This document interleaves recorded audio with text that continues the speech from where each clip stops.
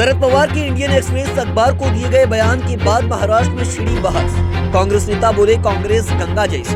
शरद पवार के कांग्रेस में शामिल होने का फैसला हाईकमान का लेगा।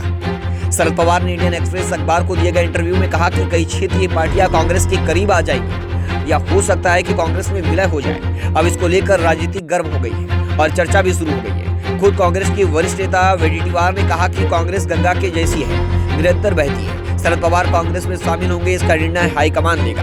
नागपुर में महाराष्ट्र के विपक्षी नेता विजय वेडेटीवार ने कहा कि इस देश में मोदी सरकार की वापसी नहीं होगी। जो दबाव में भटक गए थे वो कांग्रेस में विलीन होंगे। कुछ पार्टियां कुछ समय के लिए पावर में आती हैं। कांग्रेस पार्टी गंगा जैसी है, निरंतर बहती है। सुनिए विजय वेडेटीवार ने आगे क्या कुछ कहा। शरद पवार साहब बड़े नेता है और उनका जो राजकारण में इतना गाढ़ा उनका पूरा अनुभव रहा है और मुझे लगता है कि इतने सारे सालों से वो जो काम राजनीति में है, बहुत सारे पदों पर उन्होंने काम किया है। एक देश के बड़े नेता के तौर पर उनका नाम लिया जाता है। बड़ी दूरदृष्टि रखने वाले नेता है वो। अगर वो ये सोच रहे तो देश का माहौल बदल गया है और किसी भी हालत में इस देश में मोदी सरकार की वापसी नहीं होगी। और जो भी छोटा मोटा पार्टी इधर उधर कुछ प्रेशर में, दबाव में इधर उधर भटक गए थे, वो सब सारे के सारे कांग्रेस में विलीन होंगे। और कांग्रेस देश की आवश्यकता है, जरूरी है। ये जनता को भी पता है, क्योंकि सबको पता है कि जो अकाली बारिश होती है और नदी नालियाँ भर के निकलते हैं और ज़मीन और लोगों को बड़ा खेत का नुकसान कर देते हैं, वैसा ही कुछ पार्टीज कुछ समय के लिए पावर में आती है। कांग्रेस तो संत बहने वाली बड़ी नदी है, गंगा के समान वो बहती रहती है। वो ना कभी धार कम होती है, ना बढ़ती है, ना किसी का नुकसान होता है। तो कांग्रेस एक विचार है और ये वो विचार को कोई ख़त्म नहीं कर सकता जो गांधी विचारधारा से जुड़ी है। अब लोग जात पात धर्म पंथ के ऊपर जाकर सबको साथ लेकर सब जाति धर्मों का सम्मान करके विकास के रास्ते पर चलने वाली हमारी पार्टी है।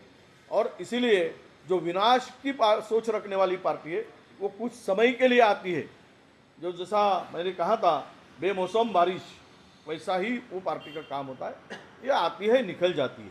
आपको 2024 में इंडिया आघाड़ी की सत्ता दिखेगी और पावर में आएंगी और फिर देश में जो बदलाव दिखेगा विकास के तौर पर। और जो देश एक संविधान मिटाने की बात हो रही थी, देश को तानाशाही पद्धति से काम करने की, जो देश चलाने की बात हो रही थी, और इसी के साथ में डेमोक्रेसी को भी एक धोखा इन लोगों ने निर्माण करके रखा था। जो जैसा रशिया के पुतिन ने किया था कि विरोधियों को ख़त्म कर दो, वही काम था। इसलिए पवार साहब बड़े दूरदृष्टि वाले नेता हैं। उन्होंने कहा वो निश्चित रूप से सही कहा है और आने वाले दिनों में ये सब दिखेगा। कितनी पार्टियां विलीन हो सकती है, कुछ आशंका नहीं, बहुत सारे छोटा मोटा जो पार्टी इधर उधर गए थे, किसी को दबाव डाल के लेके गए थे, प्रेशर में गए थे, कोई और किसी कारणवश हो गए थे, तो वो सब पार्टियां देश भर में जो है उनको लगता है कि देश कांग्रेस के हाथ में सुरक्षित है और कांग्रेस ही देश को आगे बढ़ा सकता है, यह विश्वास भी है। तो पवार साहब ने कहा वो बिल्कुल सही कहा है। आने वाले दिनों में ये दिखेगा।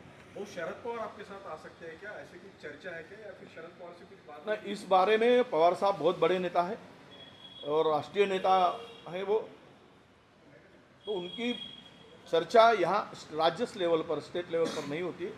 वो हाईकमान के साथ में क्या होगा, क्या हुई, इसके बारे में मुझे कोई जानकारी अभी नहीं है। शरद पवार आए तो उसका फायदा होगा कांग्रेस को?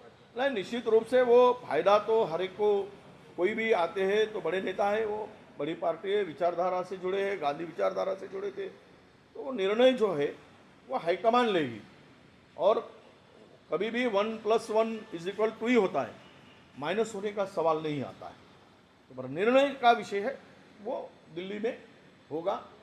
राहुल जी होंगे, लेंगे, हमारे राष्ट्रीय अध्यक्ष लेंगे, मैडम हमारे सोनिया जी लेंगे, वो निर्णय उनका है। Thank you.